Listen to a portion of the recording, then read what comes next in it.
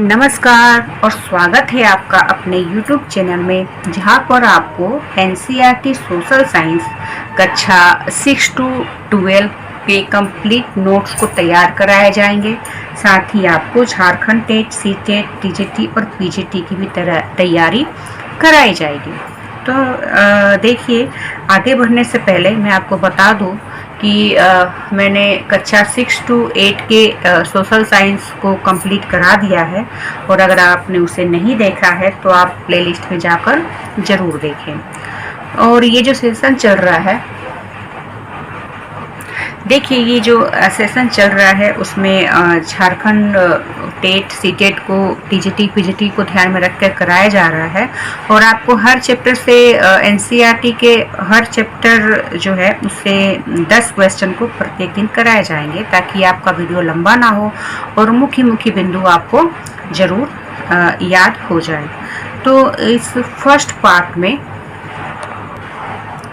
हमने जाना कि समुद्रगुप्त के बारे में। सबसे पहले समुद्रगुप्त के बारे में हमने जाना कि इनके बारे में जो इलाहाबाद में अशोक स्तंभ है उस पर खुदे अभिलेख से पता चलता है, जो कि हरिसेन, इनके दरबारी कवि रहते हैं, उनके द्वारा यह की गई है। काव्य में इनकी कह सकते हैं कि हरिसेन के द्वारा एक काव्य में की गई है रचना। और इनकी माता का नाम कुमार देवी, जो कि लिच्छवीगढ़ की रहती है। पिता चंद्रगुप्त रहते हैं, गुप्त वंश के पहले शासक रहते हैं। तो ये जानकारी समुद्रगुप्त के बारे में थी। फिर हमने विक्रम संवत के बारे में जाना, और ये जो है चंद्रगुप्त द्वितीय के द्वारा उनके शकों पर विजय के उपलक्ष्य में संवत की स्थापना की गई थी। फिर हमने हर्षवर्धन के बारे में जाना कि किस तरह से अपने पिता और भाई की मृत्यु के बाद ये थानेश्वर के राजा बनते हैं। और फिर जब इनके बहनोई की हत्या हो जाती है तो इन्होंने कन्नौज पर भी शासन किया, और साथ में बंगाल में, फिर मगध में, और मगध को भी इन्होंने जीत लिया। लेकिन जो चालुक्य नरेश पुलकेशी द्वितीय रहते हैं, इनके द्वारा नर्मदा नदी पर इन्हें रोका जाता है, इनके विजय को रोका जाता है। तो यहाँ तक हमने अपने फर्स्ट पार्ट में और फर्स्ट वीडियो में हमने जानकारी प्राप्त कर लिया था। तो चलिए हम अपने आज के मुख्य बिंदु की ओर बढ़ते हैं, और 10 महत्वपूर्ण क्वेश्चन को आज हम फिर से याद करते हैं। तो जो फर्स्ट पॉइंट है वो है पल्लव और चालुक्य की प्रशस्तियों के बारे में, जिसमें सबसे पहले आता है पल्लव। तो इनकी जो राजधानी रहती है वो कांचीपुरम के पास का जो क्षेत्र है, कावेरी नदी के डेल्टा तक रहती है पल्लव की राजधानी।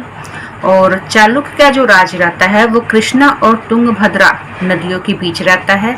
चालुक्य की जो राजधानी है वो ऐहोल रहती है। फिर है पुलकेशी द्वितीय, इन्होंने हर्ष को हराया था।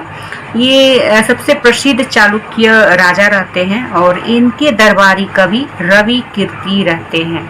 तो हमने तीन दरबारी कवि के बारे में जाना।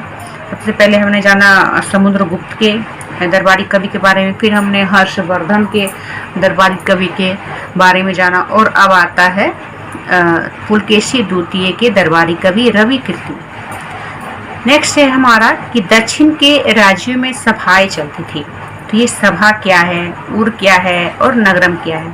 तो देखिए जो सभा है उसमें ब्राह्मण भूस्वामियों का संगठन रहता है, और जिसे सभा कहते थे। मतलब अगर आपसे ये पूछा जाए कि दक्षिण में सभा क्या थी, तो आप इसे ब्राह्मण भूस्वामी की तरफ से देख सकते हैं। और इनके जो कार्य थे, सिंचाई, खेती बाड़ी करना, सड़क निर्माण करना, स्थानीय मंदिर की देखभाल करना, तो ये सभा के कार्य होते थे। और क्या था, तो उर का मतलब था इसमें ब्राह्मणों को, भूस्वामी ब्राह्मण को इसमें नहीं रखा गया था। तो जिन इलाकों में जो भूस्वामी ब्राह्मण नहीं थे उसे उर कहा गया, और वहाँ उर नामक ग्राम सभाएं चलती थी। नगरम क्या था, तो यह व्यापारियों के एक संगठन का नाम था। तो देखिए नगरम अगर आपसे पूछा जाए तो आप व्यापारियों के संगठन से समझ सकते हैं। नेक्स्ट है कालिदास के नाटक। तो अभिज्ञान, शकुंतलम इनके नाटक रहते हैं। नेक्स्ट है इस्लाम धर्म। आज के इस चैप्टर में हम अन्यत्र में ईसाई धर्म के बारे में जानेंगे। हमने अपने पिछले चैप्टर में ईसाई धर्म के बारे में जाना कि वह 2000 साल पहले आया था, और आज हम इस्लाम धर्म के बारे में जानेंगे। और यह 1400 साल पहले पैगंबर मोहम्मद ने अरब में इस्लाम नामक एक नए धर्म की शुरुआत की।